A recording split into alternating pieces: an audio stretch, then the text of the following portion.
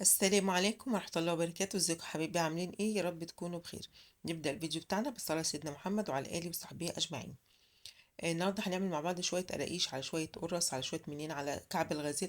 كل دوت من كيلو دقيق واحد بس، هنعمل منه كذا شكل. هينفعوكي جدا في الفطار وفي العشاء. لزوم بقى الدفا والسقسقة بقى والشتا وكده.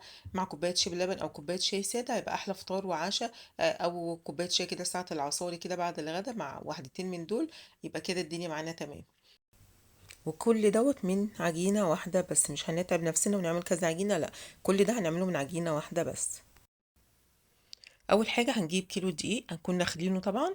هنجيب بقى مجة واي حاجة تحطي فيها معلقة خميرة تكون كبيرة مليانة، ومع معلقة سكر كبيرة. هنقلبهم مع بعض كده وننزل عليهم بشوية مية تكون فترة، ما تكونش مغلية عشان المية المغلية هتموت الخميرة، والمية الساقعة هتموت الخميرة. فتكون مية فترة زي دمعة العين كده.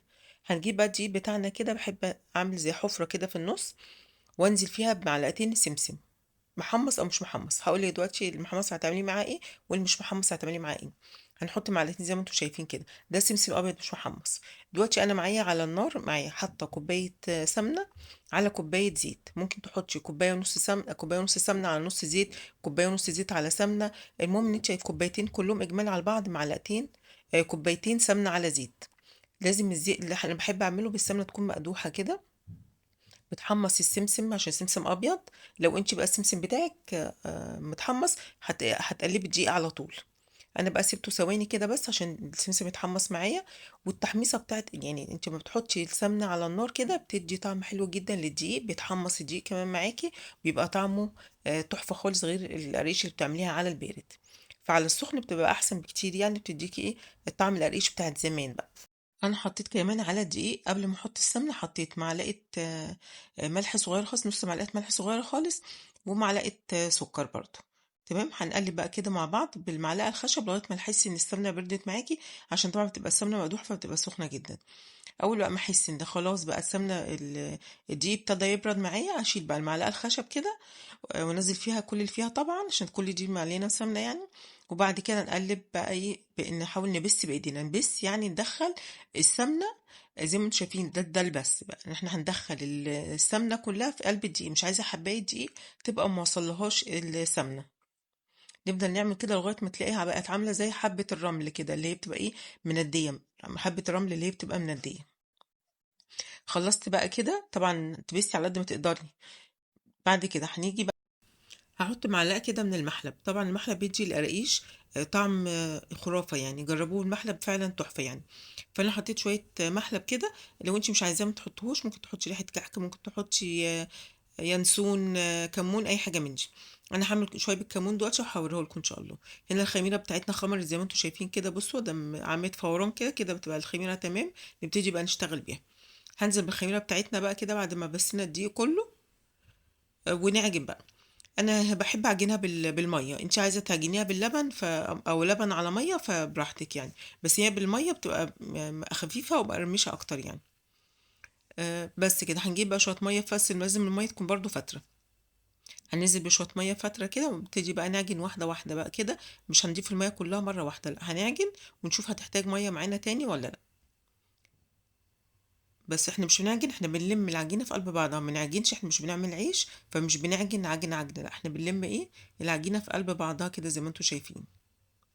ونشوف بقى كل ما تحتاج ميه هنزود ميه، كل ما تحتاج ميه نزود لها ايه، معلقتين معلقتين كده لغايه ما تلم معانا. هي مش هي هتلم بسرعه يعني، احنا حاطين كميه السمنه كويسه فما بتاخدش معانا ميه كتير. وعلى حسب برضو نوع دي، في انواع دي بتاخد ميه كتير وفي انواع دي ما بتاخدش ميه كتير. هنا شايفين بقى، تعرفي بقى ازاي ان خلاص انت كده مش محتاجه تعجني. لما تلاقي البوله بتاعتك نضفت خالص كده، يبقى كده ايه، خلاص كده تمام. وشايفين العجينه بقى تبقى طريه كده، تكوريها بايدك وتعمليها زي كحكه كده، تلاقيها ما بتشققش معاكي، يبقى كده هي تمام، مش محتاجه ميه تاني.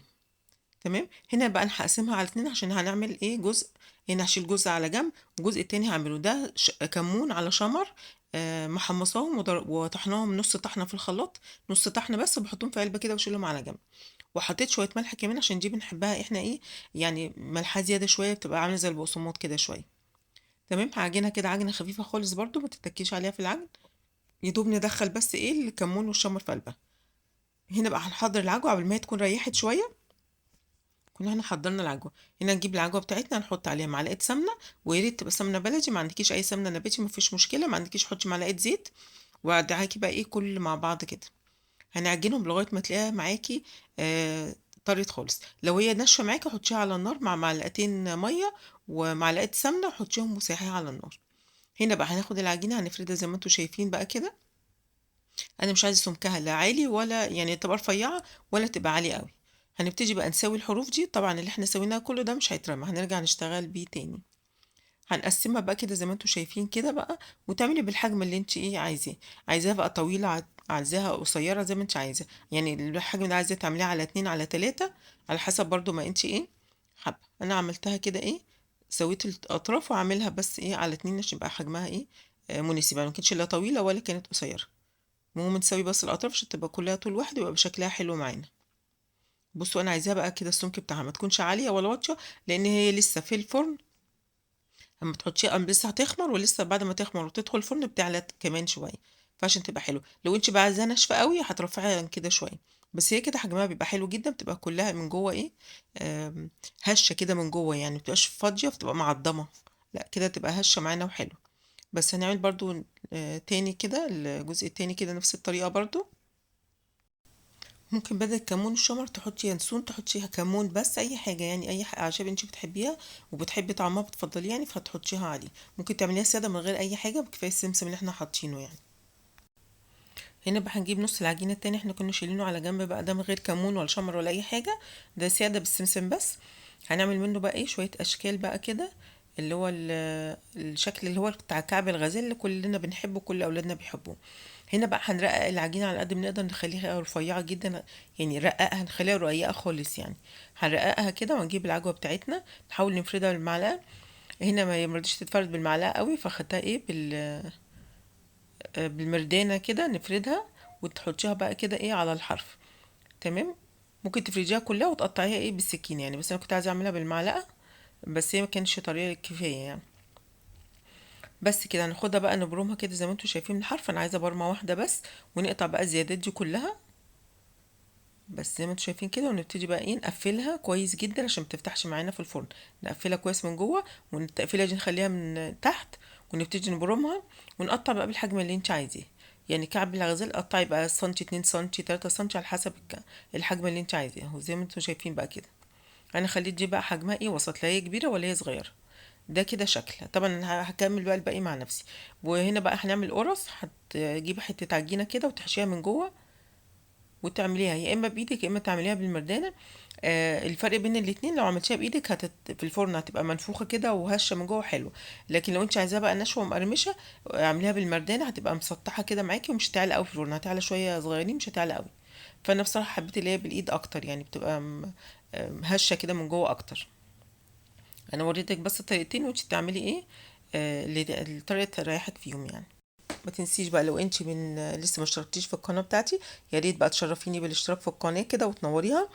ويا ريت بقى ما تنسيش تكتبي تعليق حلو منكم كده، ولايك عشان اللايك بيفرق معانا كتير. ولو انتوا بقى من حبايبي اللي قدام اللي معايا من اول ما فتحت القناه برضو برحب بيكم ومنوريني طبعا دايما ومشرفيني دايما في القناه.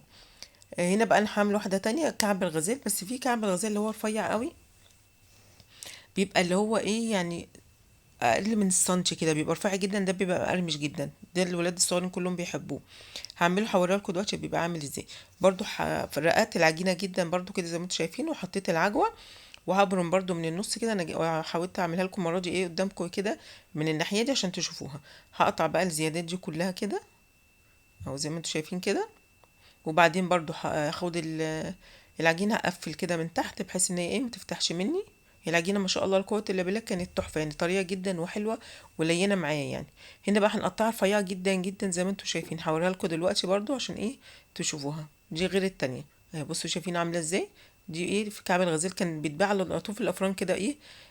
بس بقالي كتير ما بشوفوش، بيبقى رفيع قوي كده بتبقى حلوه جدا يعني. هنا بقى انا حاولت اكور بقى كله كده اللي انا هعملهم قرص، وحشيتهم عجوه كورتهم، وابتدي بقى ايه اعمل بالمردان عليهم او اعملهم بايدي اهو كده زي ما انتم شايفين بقى كده. بتبقى سهله جدا يعني، هعمل حبه بايدي وحبه بالمردانه، وريتكم ده وريتكم ده يعني. بس اللي هي بالايد بتبقى احلى ان هي تبقى منفوخه اكتر، يعني اللي بيحبها بقى مقرمشه يعملها بالمردانه احسن يعني. اهو هنا بعد ما خلصت بقى كده، انا بس سبتهاش في المره الاولانيه تخمر، هنسيبها هنا بس تخمر شويه كده بس مش كتير. وبعد كده هندخلها الفرن وهيطلع بقى زي ما انتم شايفين بقى الجمال ده كده. جربوها فعلا هتعجبكم ان شاء الله بالطريقه دي، وطريقه مضمونه وسهله، وهتنجح معاكم مش اول مره، من اول مره ان شاء الله. ولو انت بقى عايزاها تبقى مقرمشه هتخلي الفرن على 150 او 160 عشان تطلع معاكي مقرمشه. لو انت عايزاها تبقى يعني طريه شويه هتخلي الفرن على 170، بس ما تزوديش عن 170 عشان ما تبقى ايه، يعني بيبقى فيها القرمشه الحلوه بتاعه القرقيش. هي اسمها قرقيش عشان هي مقرمشه شويه. آه. يا رب كده تكون الوصفة عجبتكم النهاردة كده واستفدتوا منها وتجربوها، واللي هيجربها بقى يقول لي كده ان شاء الله. واشوفكم ان شاء الله في فيديو جديد.